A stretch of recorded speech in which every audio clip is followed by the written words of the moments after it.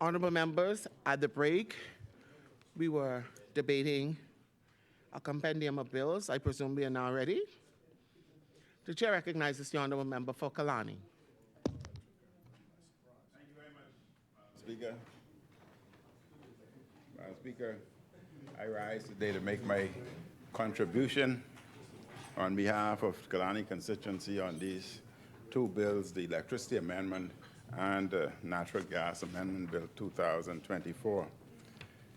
The Natural Gas Bill seeks to provide for a regulatory framework to govern the importation, regasification, storage, transport, and the retail of natural gas in the Bahamas.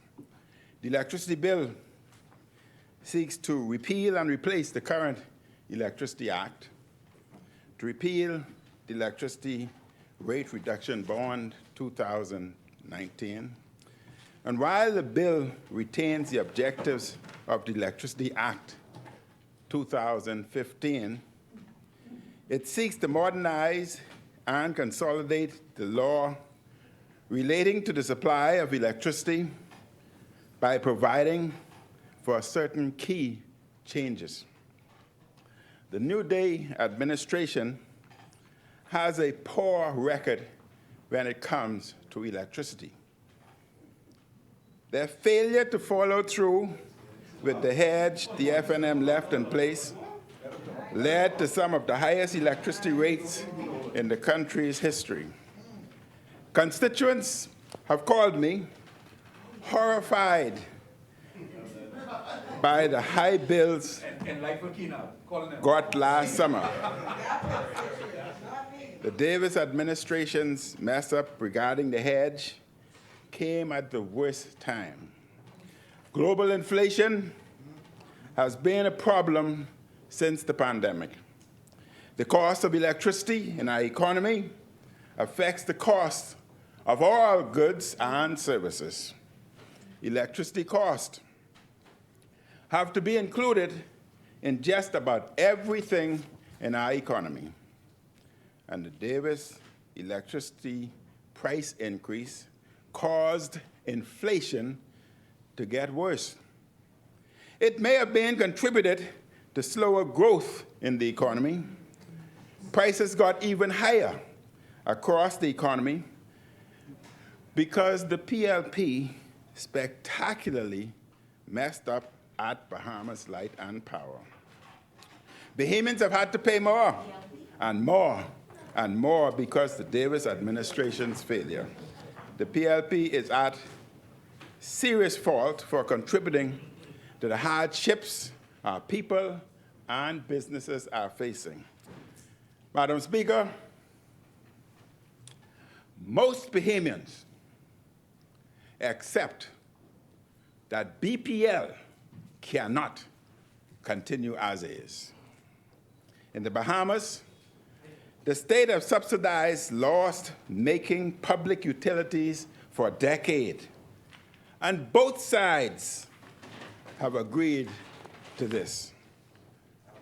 The hope was that critical utilities for the public could be provided at a reasonable cost, controlled by state-owned entities. That idealistic goal hides a reality that it is not so pleasant to discuss. BPL provides a poor, unreliable service at high cost. The power goes out often. There are surges and damages or destroy equipment and appliances, including my TV and oven that BPL knocked out, and I knew the exact time because I was sitting down watching TV. But still, up to the day, I and many Bahamians have not been reimbursed additional unnecessary costs incurred. This cost, I have every protector. This cost residents and businesses plenty money. But driving around in his $200,000 BMD, the Prime Minister really does not care about, listen to me, the Prime Minister does not care about what's happening to people in their homes and their businesses. With government control of BPL, The chair recognizes the honourable member for Freetown. Possible way that anybody can know what the other person cares about. As a matter of fact, it's my opinion.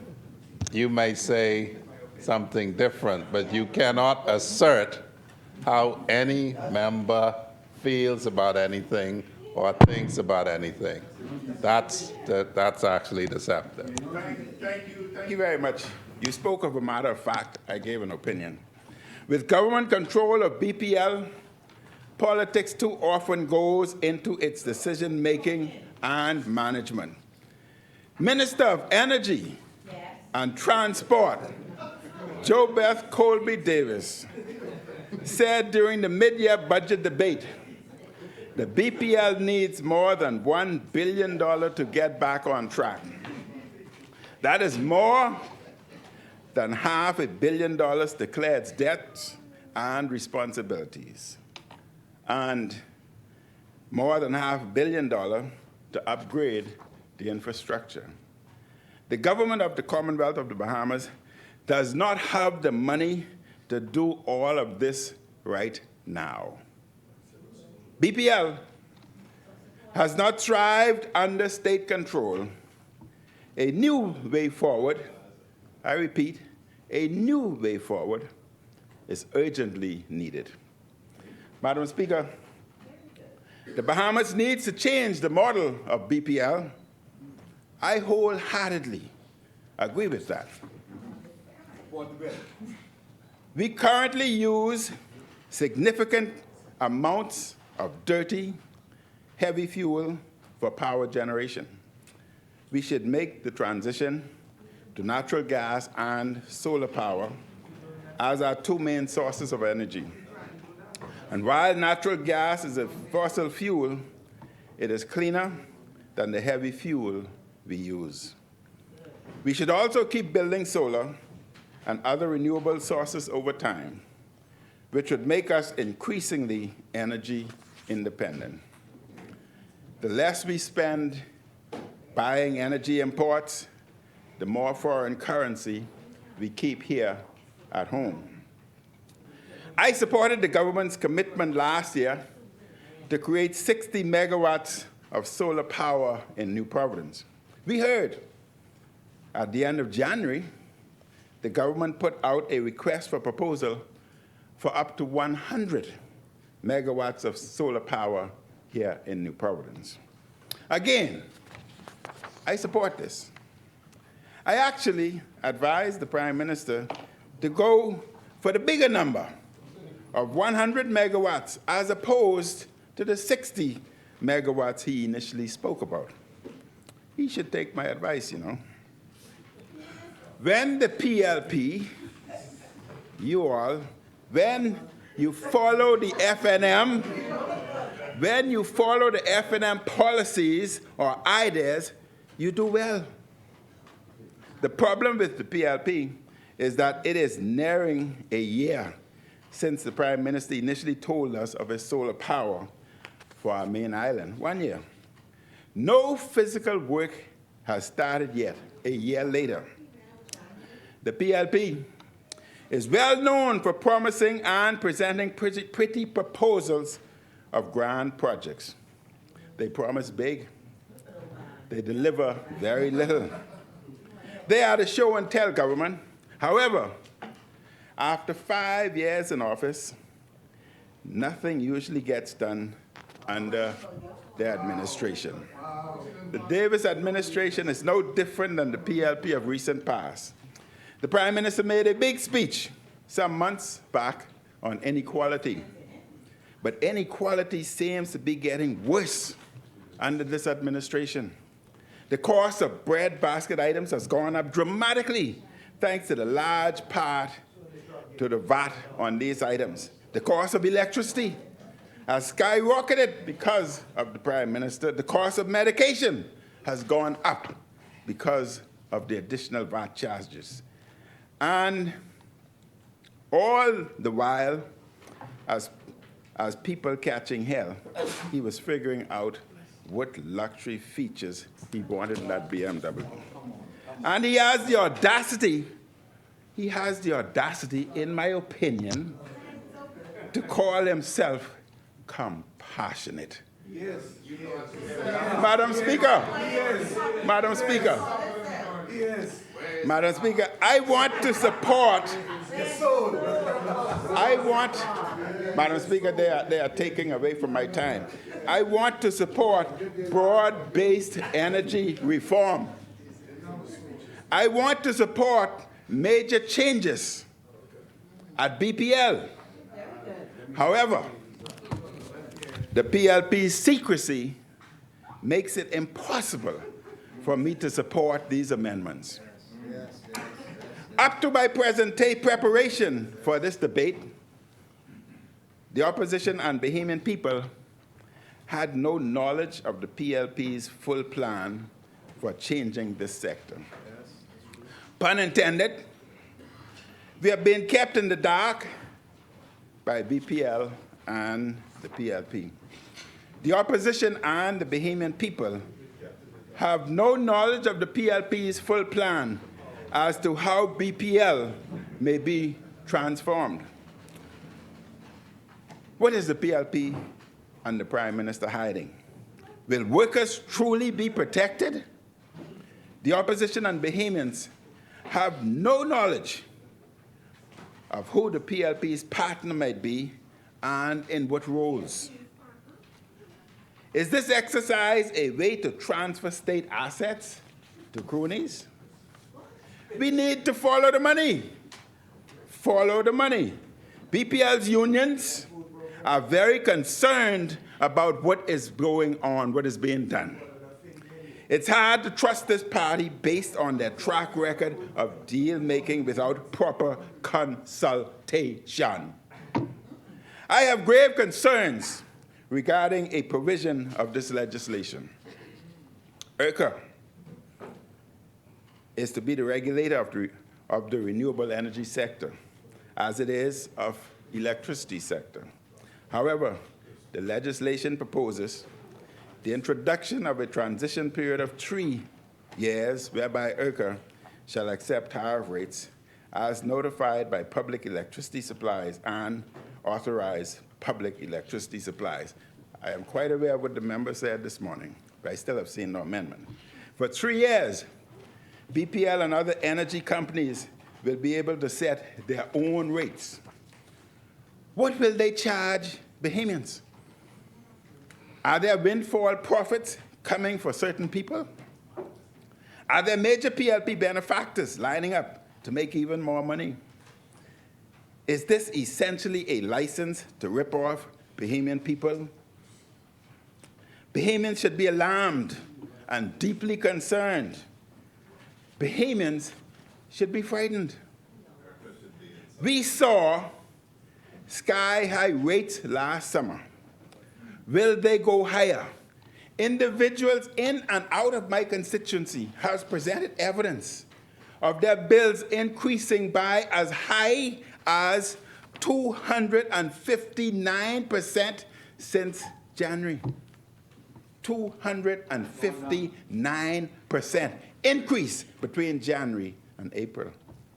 The Prime Minister clearly doesn't mind putting the hardship of higher rates on the Bahamian people by proposing this through the legislation. I don't talk without facts.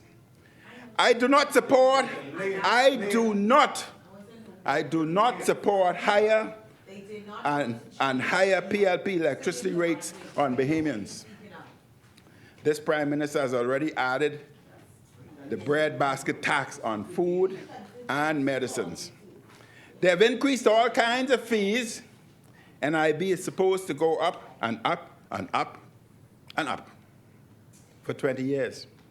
Now the PLP wants to give a free hand for high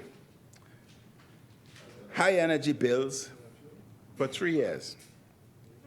Is this the case so that the companies they give the deals to can make all their profits right away on the backs of Bahamian people and businesses. We are being asked to consider this legislation without all the facts. This is almost like someone telling you to buy a new house that you have never seen. Again, what is the PLP hiding from us, the Bahamian people? Madam Speaker, the public is afraid that there will be some big deal to benefit PLPs. The hot part ain't come yet. The hot part coming soon, so sit down. Sit down. Sit down. The hot part ain't reached yet. I see that clock. I'm still ahead of the schedule. The public is afraid that there will be some big deal to benefit PLPs, with the administration taking so long to fully disclose what is happening at BPL. As members of the PLP elite, are members of the PLP elite going to benefit from the changes at BPL? Will companies with PLP shareholders get control of various parts of BPL operations? Questions. Will individuals close to the Prime Minister benefit from the PLP's proposed changes to BPL? These are questions. Questions that were not answered in the run-up to the debate on these bills. I want to vote for reform of our energy sector. But this doesn't seem like a reform. This seems like a big payday or a big lottery win for certain people. I cannot support legislation where all the details are not explained before debate on this and any other related legislation. I cannot in good conscience. I love to sleep freely. My conscience must be clear. Once my conscience is clear, I am comfortable. I cannot in good conscience support this legislation that may help to make already rich and entitled PLPs get even richer, turning these oligarchs into even fatter cats. The PLP cannot be trusted on this matter. Brave Davis and the PLP cannot be trusted. The PLP seems to have already made a deal on BPL while keeping us in the dark. Now, the hot part coming. So I tell the press, no, I still got 14 minutes. I got time. I watching that clock. I tell the press, listen, the hot part coming in 15 seconds. Now, they seem to be coming to the House for us to rubber stamp their secret deal. This may turn out to be a very sad day in Bahamian history. Now, let's shift to the second gear. Move that car in second. I was in first. Now, gearing up to second. Madam Speaker, it is very sad that the government of the Bahamas has brought an 81-page bill to this honorable House and seeks to rush it through by an abbreviated debate less than a week after it was laid. Madam Speaker, even the unions, the management unions, BPL, have not gone over this bill. They received it the same time as us. And they have written the Prime Minister since March of this year, asking for clarification. He has not responded yet.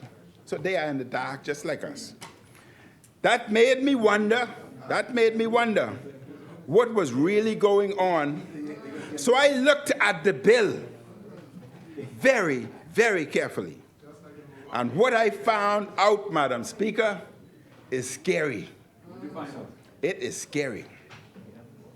If this electricity bill passes today, it will be the biggest hoax that was ever perpetrated on the Bahamian people. No entity in our nation's history would have ever done as much damage to our country as this PLP government would have done with this piece of paper.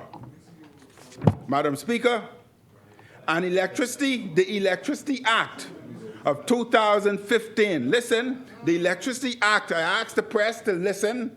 The Electricity Act of 2015 contained a provision that BEC could form joint venture companies, but those companies had to be wholly owned by the Bahamian people. Angliston is a nationalist. She understands this. Bahamianization, she understands this. In this bill, BPL is being given the authority to form joint venture companies that cannot be wholly owned by the Bahamian people. That's right. The PLP is saying that those companies can only be partly owned by Bahamian people. Jesus, I might say, give my citizenship. You read the bill and you asking me the section, I can tell you then. We will find out today, I can tell you then. We will find out today if anyone on that side has courage to stand up for the Bahamian people. This is your opportunity to stand up and show that you truly love the Bahamian people. And to add insult to injury, BPL will be allowed, listen, and then I'll tell you where to find it, because you haven't read your bill. Add to insult to injury, BPL will be allowed to transfer their assets to these companies. So, the equipment and the land that the Bahamian people now own will be transferred to private companies that will be incorporated for the sole purpose of making profits. This is troubling, and there are huge problems. The problems, let's look at the problems. The bill does not say that the Bahamian government will own a minimum share of the private company. Problems. Read the bill. Just how you spoke, I knew you didn't read the bill. You didn't read. It's your bill. At the end. Anyhow, I can't let you throw me off. Running out of time. The bill does not say that the Bahamian government will own a minimum share of the private companies. So it is possible, listen to me now, it is possible that BPL can transfer hundreds of millions of dollars of its property and land, and the Bahamian government could possibly end up owning as little as 1%. You did not read. There are no safeguards in the bills to protect the patrimony of Bahamian people. Other problem, the bill only permits BPL to transfer its assets to private companies. It does not permit the transfer of liabilities. That's like giving your car to someone else free of charge and still having to pay the bank loan for it. So, BPL is going to be stripped of its assets, but the Bahamian people will be left to pay the bill that BPL owes. Madam Speaker, you can withdraw this if you choose, but that is criminal. That is criminal. You can withdraw, I would withdraw that. There is another problem. There's no protection for the employees of BPL. I hear you this morning. No provision to protect their employment. So they will stay with a company that has no assets, only bills, and the Bahamian people will be forced to pay higher taxes and higher electricity bills. Another problem.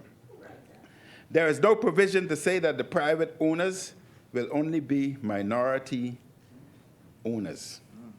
They could end up Only 99% of BPL. An example of what we are facing is that under this bill. Madam Speaker, I want to repeat. An example of what we're facing is that under this bill, we're facing BPL could transfer their Clifton and Blue Hills generating plant to one of these private companies without getting 1 cent in return. Then the private company would use our plants and equipment to generate electricity, which they would sell back to BPL at a profit, because they will be in business to make a profit. So the Bahamian people will lose again, because they will be paying more money for electricity that their own equipment was used to produce. Imagine now, imagine. Speaking to the people. Speaking to people. I ain't speaking to y'all, because y'all didn't read the bill. Speak to the people. Imagine giving your house to a friend free of charge, and then they charge you a rent to live in it while you are still paying the bank. Other problem. The act does not require the private company to pay 1 cent to the Bahamian people. I know that the government will say that they will negotiate a good deal. But you have to ask yourself, why don't you put it in the act to protect the Bahamian people? Then again, there are no procurement guidelines at all. In fact, I hear, and I only hear, that the new owners have already been lined up, so the government will be able to legally strip BPL of all its assets without a public process for determining who the owners will be. This is where backdoor deals occur. And for you, then, Madam Speaker, there's no provision for Bahamian citizens to be guaranteed a right to buy a minimum amount of shares in these private companies. Then another problem. To top it off, once the private for-profit companies get assets of BPL, they will have several years where they can raise the rates that Bahamians have to pay for electricity without justifying the rate increase to ERCA. Then again, there are no safeguards in the bill for the Bahamian people. None. Madam Speaker, there is more. But I have made my point. And anyone who votes for this bill in this form will be betraying the Bahamian people. I will not betray the Bahamian people. Again. I therefore give notice that when the bill goes into committee, I will be moving the following amendments to Section 9. Amendment to Section 9 of the bill. A, Section 9, subsection 3C, 3 of the bill is amended by insertion of the word liabilities immediately after the word functions. B, by the insertion, read the bill, man.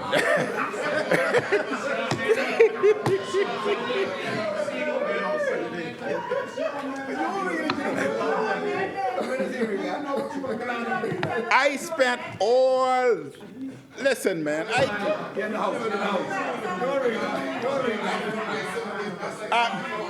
Madam Speaker, I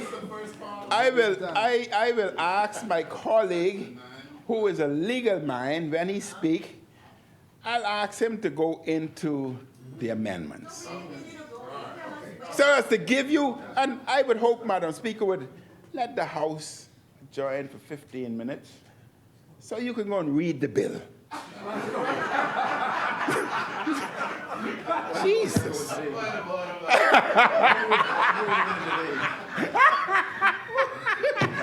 She recognizes the honorable member for Freetown. Madam Speaker, I noticed Killarney say procurement isn't in the bill. He may want to reread page 54. It was obviously But legitimately, we wish to hear what they have to say in a debate. Yes. If they wish to notify us that they would wish some amendments, as leader of government business in the House, I'm just trying to get his view correctly. You mean Killarney and read the bill? Yes, no,